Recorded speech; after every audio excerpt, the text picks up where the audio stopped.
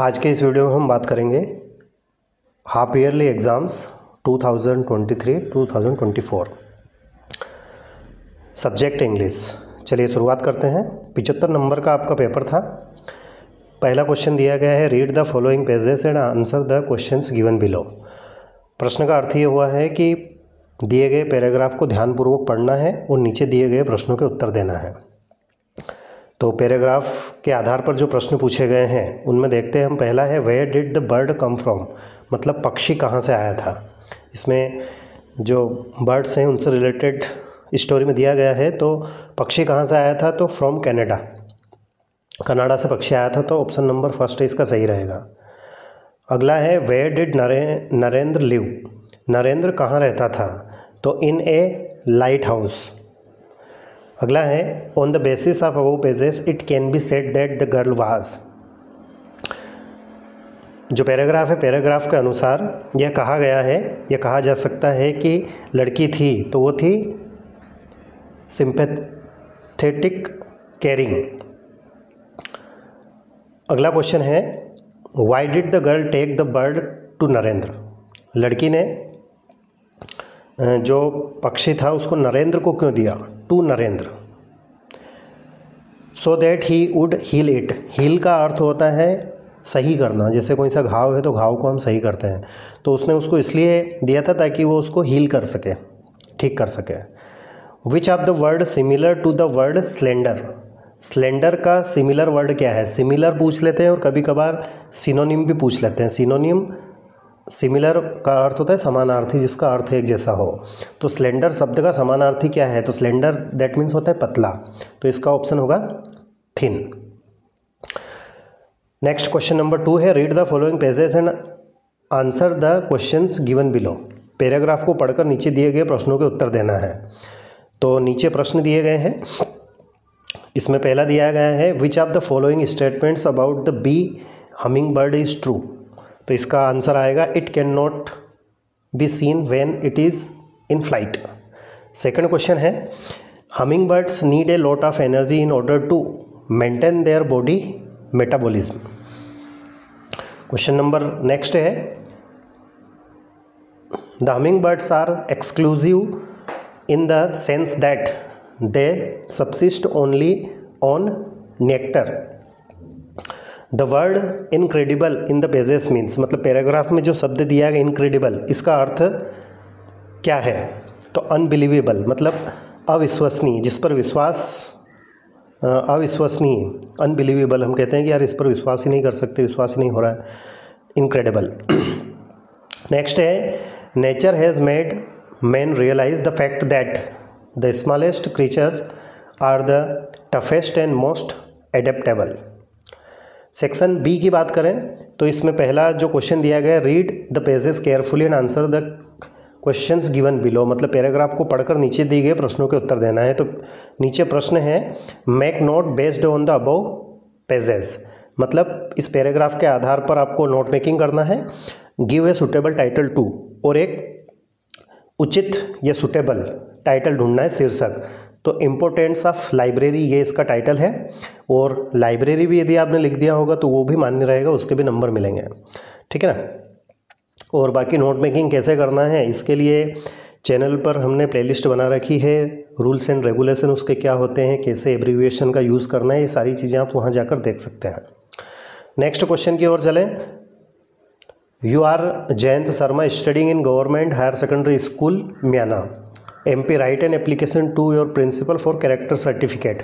Character certificate के लिए यहाँ पर आपको एप्लीकेशन लिखना था, ठीक है ना। आई होप कि आपने लिख दी होगी। ये आपने नहीं की हो तो फिर यहाँ पर ब्रदर्स मैरिज के लिए अपने फ्रेंड को इनवाइट करने के लिए आपको लेटर लिखना था। नेक्स्ट है, right a paragraph on any of the following topics. एक पैराग्राफ राइटिंग करना है, जैसे इम्पोर्टेंस ऑफ इंग्लिश हो गया, माय फेवरेट टीचर हो गया, अनएम्प्लॉयमेंट प्रॉब्लम हो गई, कंप्यूटर एंड मोबाइल हो गया, है ना। तो इनमें से किसी एक पर आपको 120 शब्दों में पैराग्राफ राइटिंग करनी थी।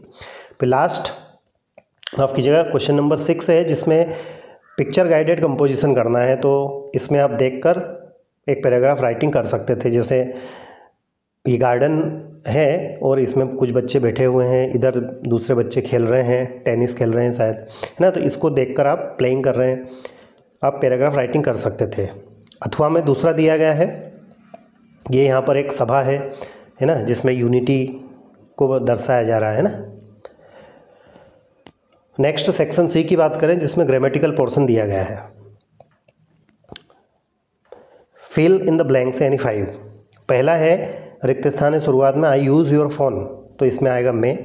अगला है he worked hard he would पास, यदि वह कठोर परिश्रम करता तो वह पास हो जाता, ठीक है ना।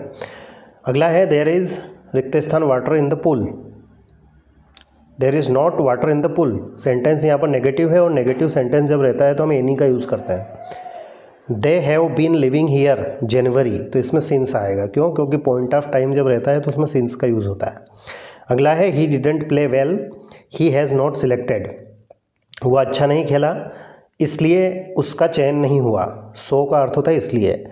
ही teachers in university, a an the में से किसी एक का यूज़ करना है, तो जो रिक्त स्थान के बाद जो नाउन आती है उस नाउन के प्रोनाउंसिएशन, दैट मीन्स उच्चारण को हम देखते हैं, और उच्चारण यदि हिंदी वर्णमाला के व्यंजन से आ रहा हो तो हम ए का यूज़ करते हैं। जैसा कि यूनिवर्सिटी का यह हिंदी वर्णमाला का व्यंजन है।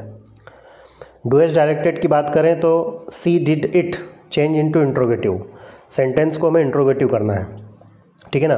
तो हम पहले ही बता चुके हैं कि सेंटेंस में पहले से ही डू डिड या डज दिया जाए और सेंटेंस को इंट्रोगेटिव करना हो तो हम क्या करेंगे कि जो दिया गया है उसको तो आगे रख देंगे और उसके स्थान पर डू लगा देंगे और लास्ट में क्वेश्चन मार्क।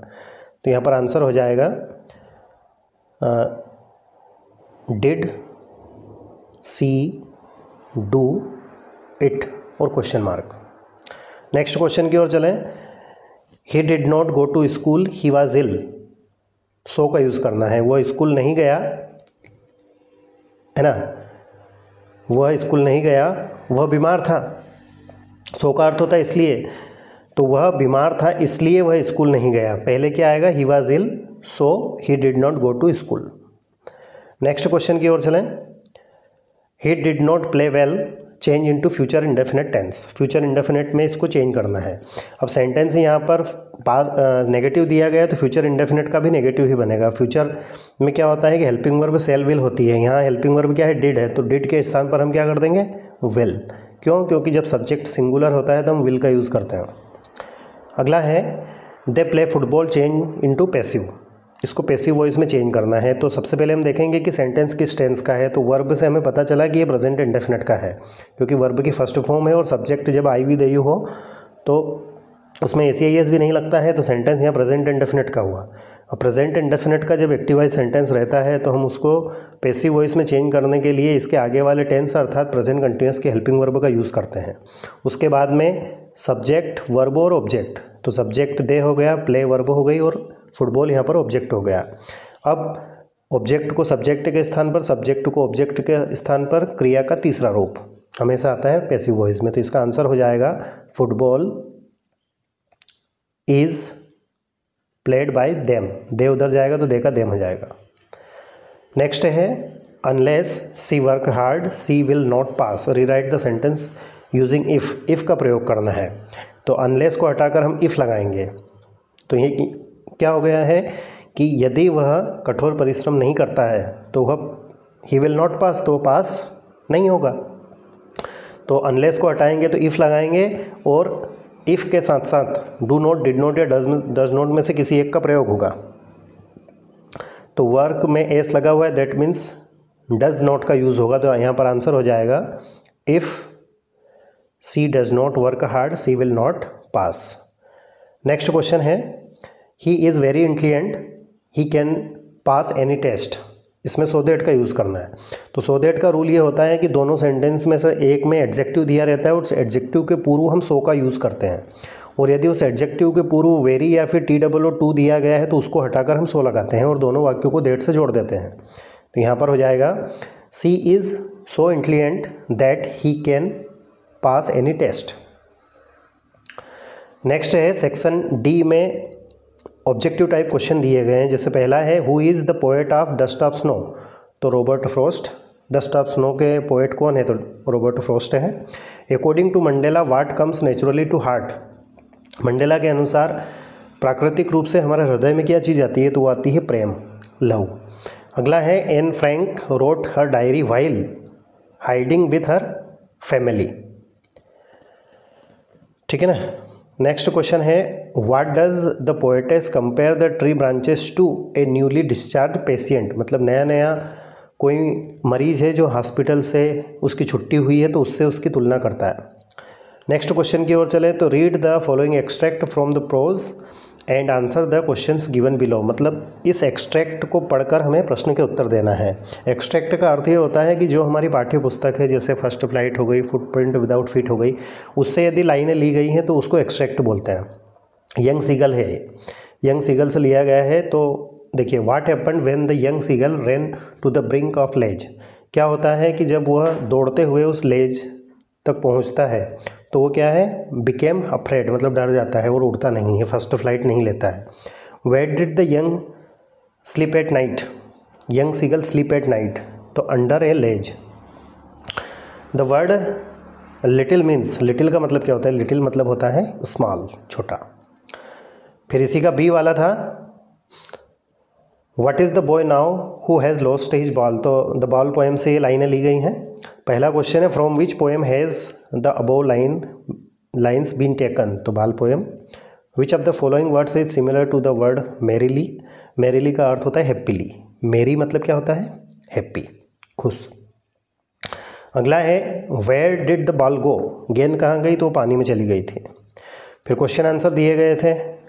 तो आई होप कि ये क्वेश्चन आंसर आप करके आए होंगे, क्योंकि हमने बहुत अच्छे से इनको पढ़ा था, है ना। जैसे ये भी पढ़ा था कि what did Lencho hope for, what does courage mean to Mandela, why was the young seagull afraid to fly, what makes writing in a diary strange experience for Anne Frank, what did miss to do with the box, why did Kisa Gotami go to Buddha, किसा गौतमी गौतम बुद्ध के पास क्यों गई थी।